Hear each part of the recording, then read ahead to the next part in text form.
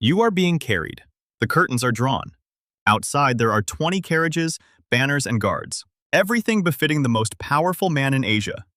Twice a day, they serve you food. You do not eat it. The dishes are cleared away untouched, and no one asks questions.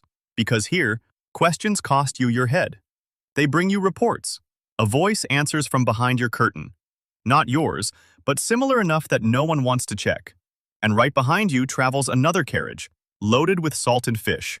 A whole ton of it, which no one has any intention of eating. The fish here is not food. The fish is there so that no one realizes what you smell like. Your name is Qin Shi Huang. You are the first emperor of a unified China, and you died 2 months ago. You died because for 20 years you took a cure for death. And now you are heading home in a carriage that will have to be burned upon arrival. A man who spent the treasury of an entire empire to defeat decay, defeated it only for as long as the herring lasted. And this is not a fluke. This is a genre. People with absolute power have a distinct, easily recognizable way of dying, and it has barely changed from the Bronze Age to mechanical ventilators. Now you will try to cheat death 7 times, with 7 methods and 7 budgets, and you will lose 7 times for the exact same reason. You think that this does not apply to you because you have neither a secret police force, nor oil, nor a carriage full of fish. But the difference between you and a dictator is not in anatomy, it is in the budget. He had the opportunity to spend the money of an entire country on the exact thing you do at 2 in the morning, when you search for tingling in left arm, is it serious? And say goodbye to your family in your head. Each of the 7 had the best doctors of their era, unlimited funds, and any technology available on the planet. Not a single one of them died from a lack of medicine. They died from an excess of it, directed the wrong way. Let us rewind 20 years before the fish carriage to where it all began. You have just united China into one country for the first time. You are building a wall that will later be seen in every textbook. And you have exactly one problem that an army of 1 million men cannot solve. You do not want to die. You put out a call. Alchemists, sages, and professional swindlers flock to the court with recipes for eternal life, much like today in the comments under a weight loss video. You send ships to search for the islands of the immortals. One expedition sails away and never returns. The greatest career move in the history of civil service. Failed the task, did not return, did not report back. You build covered walkways between the palaces so that no one knows exactly where you are. The logic is simple. If people cannot find you, maybe death will get the wrong address too. And then, they bring you the solution. A red mineral. When heated, it turns into quicksilver that flows and never spoils. The symbol is perfect. It is mercury. Now for the main part. Not a single alchemist at your court can physically come to you and say, "There is no immortality, let's pack up." For a report like that, your head rolls faster than for a failure.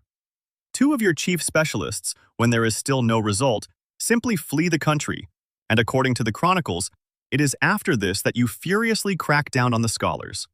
The feedback loop is perfect. Only good news goes to the top, and you eat mercury. For years, little by little, because immortality is a regimen, not a one-time event. Your kidneys fail first. Your hands begin to tremble. Your brain slowly cooks in the metal. But you cannot connect the two. A cure for death, by definition, does not kill. It is like turning off a fire alarm because it makes noise when there is a fire. You are 49. You aimed for immortality and missed by infinity. And what happens if the same idea is taken by people who already have a microscope? The 1920s. Moscow. The revolutionary Alexander Bogdanov decides that aging is the fatigue of the blood and exchanges blood with young donors 11 times. On the 12th time, he gets a student with tuberculosis and malaria, and humanity will only learn about the Rh factor 12 years later. As he dies, Bogdanov dictates his symptoms, the only person in this video who at least got a result from the experiment. The idea lives on. Half a century later, it is bought by a man with an entire country in his pocket. You are 65. You rule North Korea, and you suddenly notice that eternal leader is a position and not a medical diagnosis. You gather the country's best doctors and set a task: to live to 120. A longevity institute is established, a real one, with a budget and a staff roster. Your scientists describe more than 1,700 herbs. Children are brought to you so you can watch them play and laugh. According to their findings, laughter prolongs life. To be honest, this is the sweetest immortality program in history. The Academy of Sciences plays the clown at a children's party, and everyone is kept busy. Then it gets worse. Starting at 78, you begin receiving blood transfusions from young, healthy men, so regularly that your blood type changes. You had one, now you have another. Let that sink in. Your body is so filled with foreign people that it has stopped matching its own medical record. You have ceased to be yourself on paper, and paperwork in your country is a serious matter. You die at 82. A heart attack. Your personal doctor will later say, "It was those endless procedures that finished off your heart. You tried so hard to fix yourself that you broke it completely." Keep that in mind, because next up is a man who applied the same logic to an entire country. You are Saparmurat Niyazov, President for Life of Turkmenistan. In 97, German surgeons perform a heart bypass on you. After this, smoking is forbidden. Your conclusion? If you can't, then nobody can. You ban smoking in public places nationwide. Quitting alone is hard, but quitting together with 5 million people, that is real support. Next, you ban gold teeth and advise the people to gnaw on bones like dogs. This way, supposedly, teeth stay stronger. For yourself, you recommend a dentist. And then you close the hospitals. Not just one, all of them, except those in the capital. The wording goes down in history. If people get sick, let them go to Ashgabat, a country the size of 2 Britons where 9 out of 10 people live outside the capital, and the ambulance arrival is now measured not in minutes, but in days of travel. At the same time, you fire 15,000 healthcare workers and partially replace them with conscript soldiers, people who were taught the exact opposite. Meanwhile, your own heart is monitored by a personal German cardiologist who lives next door.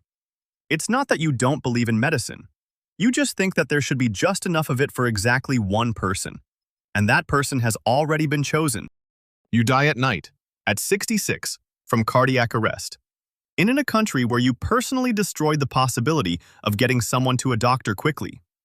Your successor as president is your Minister of Health, the man who executed the order to close the hospitals. He is a dentist by training, by the way. You banned gold teeth, and you were succeeded by a dentist. The universe sometimes jokes too literally. All of this was just an attempt to keep from getting sick. The next one approaches it from the other end. He is already dying, and they simply won't let him go. You are 82. You have ruled Spain for 40 years, and your organs are failing one by one, like bulbs in an old string of lights. Your family, along with your personal doctor, makes the decision. Do not let go. They hook you up to machines. They operate on you. They repair you like a tank that is still under warranty. 35 days pass like this. Your body voted long ago, but your entourage demands a recount. And they are keeping you alive not for your sake. As long as you are technically alive, everyone around you keeps their posts, their influence, and most importantly, the time to agree on who gets the country. Your heart has turned into a meeting room rented by the hour. On the nightstand nearby lies the mummified hand of Saint Teresa, a relic that you have carried with you for almost 40 years as a personal amulet. For 40 years it worked. On the 36th day, even it failed. One of the last things the doctors hear from you is how hard it is to die. Meanwhile, across the ocean, they joke on live television. Generalissimo Franco is still dead. They joke about it for so long that the phrase remains in the language forever. Because your dying dragged on so indecently that it became a regular segment. All right, the body cannot be saved. But what if, instead of saving the body, we simply forbid it from ending? You are Lenin. You are dead. And the party decides that death is not a sufficient reason to stop being the leader. They cut you open, treat you, submerge you in a solution, and put you under glass. From this moment on, you are on a subscription. Every 1.5 to 2 years, they take you out, bathe you in a tub of embalming fluid, and return you to the display case. 100 years of service. An entire laboratory whose employees know the condition of your skin better than you ever did. You didn't get eternal life, just eternal maintenance. A service every 2 years, like a long-distance bus. Except the bus at least goes somewhere. Meanwhile, your brain is sent to a separate institute, where they slice it into more than 30,000 paper-thin sections, searching for signs of genius. They didn't find any.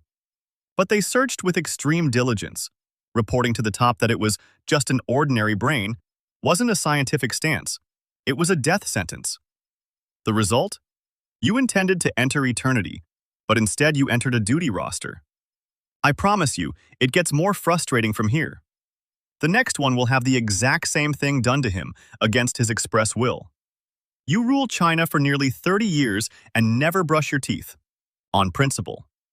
You explain to your doctors that a tiger never brushes its teeth, an indisputable argument, except for the fact that tigers only live for 15 years and don't have dentists at all. Your name is Mao Zedong, and you signed a document requesting cremation. You actively promoted it. That was your public stance during your lifetime. Burn the body and don't make a circus out of it. You die, and within a few hours, your widow and your associates decide that while your wishes are valuable, of course, they are politically inconvenient. There are no trained specialists, no instructions, and no time. They pump 22 liters of formalin into you. According to the memoirs of your own doctor, your head begins to bloat right before the medical team's eyes, and they have to fix it separately. A man who wouldn't tolerate a toothbrush during his lifetime became the most meticulously maintained corpse on the planet. You wanted to disappear. Instead, you were given round-the-clock guards and a visiting schedule. But the most telling defeat is yet to come. It was orchestrated by a man who, by his own logic, did everything right. You are Stalin. Your personal physician, Professor Vinogradov, examines you and says exactly what he is paid to say. Your blood pressure is high. You must reduce your workload. You need to step back from affairs. For an ordinary patient, this is medical advice. For you, it is sabotage. Vinogradov is arrested, followed by a group of Moscow's finest medical minds, in the doctor's plot case, accused of poisoning the country's leadership. You are checking on the progress of their interrogations on the very eve of your own stroke. In other words, you are dismantling your own resuscitation team in real time. And then, your blood vessel gives out. You collapse onto the floor of your dacha. You cannot get up. You cannot call out. Your arm will not obey you. And half of your body no longer belongs to you. Behind the door, there are people. They hear silence. They look at each other. And each of them is calculating the exact same thing in his head. What will happen to me if I go in and you are alive? 1 hour passes. 6 hours pass. 12 hours pass. For 30 years, you built a system where no one dares to make a move without your permission. Congratulations. The system works flawlessly. That is precisely why no one can enter and pick you up off the floor.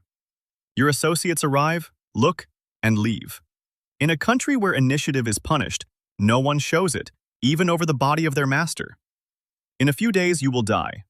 The doctor's case will be quietly declared a fabrication, and the arrested will be released. They got lucky. They outlived their patient. Death defeats dictators not because it is stronger. It defeats them because it is the only interlocutor who cannot be reached. Power is simple. You speak, and reality agrees. Do it long enough, and you forget that reality does not agree on its own. It agrees through people who are afraid. An alchemist ordered to find immortality will find immortality in a report. A scientist ordered to find genius in a brain slice will find it by Thursday. A doctor who is forbidden from bringing bad news will not bring bad news. With each passing year, the system shows you a version of yourself ever more precisely, the version you want to see, and drifts further and further from the one lying under your shirt. But your body is not trained for this. Your body is the only subordinate that fears neither dismissal, nor arrest, nor denunciation. It does not flatter. It does not soften the blow. It does not postpone the report until tomorrow. Just once, it honestly reports. The vessel, the pressure, the limit. And here is the twist. A voice from behind the curtain spoke for the emperor for 2 months. But the truth is that it had been speaking for him for the entire 20 years before that. It is just that back then, the emperor was alive and noticed nothing. Absolute power does not protect against death. It merely guarantees that you will be the last to know about it. Have you ever been told an unpleasant truth about your health, and you took offense at the person rather than the diagnosis?